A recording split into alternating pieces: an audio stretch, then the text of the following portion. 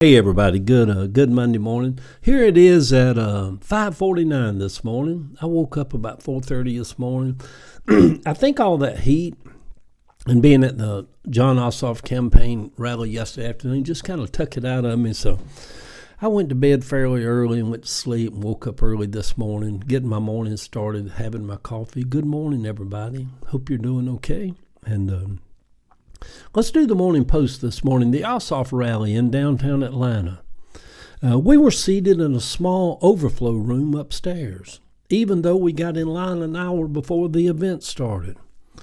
It's different than 2 years ago, from when I was a part of the Harris campaign and I was ushered in and out of the back door into the VIP section, to now being seated in the overflow room. I prefer the overflow small room upstairs that we were in. It was much more intimate. It seemed much more personal when he came up before the event started and just spent some time with us in that small space and told us all how much he appreciated us coming out and standing in this heat to be a part of the event that day, yesterday. I have been in the same small space with President Obama a few times while during the Harris campaign. Not to say that John Ossoff is a Barack Obama, but to me, he is as close as they come. You can feel that same aura around him that I could sense around President Obama. I felt like I was standing in the presence of not only someone who is running for re-election for senator from the state of Georgia, but probably one day a president of the United States. There was no whining, no complaining, no hyper trying to get the crowd all worked up, just plain, hard-spoken truth. He is a crook. We all know he is a crook. It's up to us to save the country. I worry that I may not be able to handle the heat index of 109 while standing out on the sidewalk down on West Peachtree Street. There were shade trees, and thank God a breeze was blowing. The man and his wife that were standing behind us were in their 80s. He, long retired from working years down on Spring Street for Southern Railway. I told him about my 20-something years on the corner of Lucky and Spring at Georgia Blueprint. We laughed about how, if I collapsed, a 70-year-old man, that an 80-year-old man behind me would be there to rescue me. I like campaign events. People seem like they have a come-togetherness among the crowd. At campaign events, I feel like I'm kind of back in church, back in the good parts of what church used to be. My spirit gets lifted. They give me hope for the country. The country needs to find its way back to decency. Richard Nixon may have declared after Watergate, the people need to know that their president is not a crook. And he said, I am not a crook. You have to be of a certain age to remember that. I liked Richard Nixon. I never thought he was a crook. I felt for him when his wife Pat died. And I loved the Frost Nixon interviews. He was a very interesting president.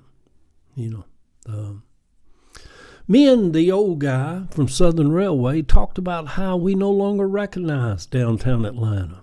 Driving down West Peachtree Street or Spring Street is like driving down a few blocks in Chicago or New York City. The change over the last 7 or 8 years is mind-blowing, and it still keeps getting more dense. We parked at this big, huge, fancy hotel called the Shane Hotel down around 17th Street and West Peachtree. I never even knew that hotel was there. When Ossoff spoke of our men and women in uniform with such honor and how they were such heroes, and gave them the respect they all deserve, I sat there and my eyes just kind of welled up. It just felt good to hear a politician honor them instead of low-rating their service. I'm telling you, I have been around politicians my whole life. I've known quite a few. I love politics. I have been politically active since I was 18 years old, the first time I voted. I know this much. He is cut from presidential timber. And he has the one ingredient that any president should have: decency. Donald Trump is a crook. We all, on both sides, know this. He and his supporters have done great damage to our nation. We have to once again fight for our country. Early voting in Georgia starts in just 8 weeks. Good morning, sweet people. P.S. On a little side note, something has happened lately over on my Facebook page. You know, I've been piddling and diddling for years on Facebook. My writing, my morning writing and my videos are now getting propelled out there and being viewed 30, 40, 50,000 times, which brings a lot of negative, nasty comments to my page. We had dinner with a friend of Ava's a while back, Abby and Sherry, and Abby gave me and Ava a little pin that we could wear. It's in there on the desk, and it said, "Don't pet the peeves." I would just tell y'all, don't worry about those comments. I used to try to delete them, you know, and I do that because my daughter Heather, she'll see somebody come on there and say, "You vile, nasty person, you," and boy, she'll get on there and she's, "You goddamn motherfucker, you shut the fuck," you know. I'm like, oh my God, Heather, just don't do all that. She's always been the fighter in the fence. She said, "I'll find out who that is and kick their goddamn ass," you know, like she's going to do something. I'm like, oh my God. So anyhow, don't y'all worry about all that. It just goes with it just goes with this new world that we're now living in, the Donald Trump world. He has helped usher in where he is continually nasty to everybody all day long from the Oval Office, which has opened up the floodgates. If the president's sick, the rest of the country can be sick and be just as nasty as he is. You know, he's the leader of nastiness, of crookedness, you know. So it gives everybody else cover. But really and truly, y'all, what did we expect from a man who loudly and proudly proclaimed, "I can just grab him by the pussy," speaking about our daughters and our young people, our young women, our sisters, our mamas, he proudly and loudly just, "Oh, I can just grab them by their pussy," and they just let me. Unsuspecting women.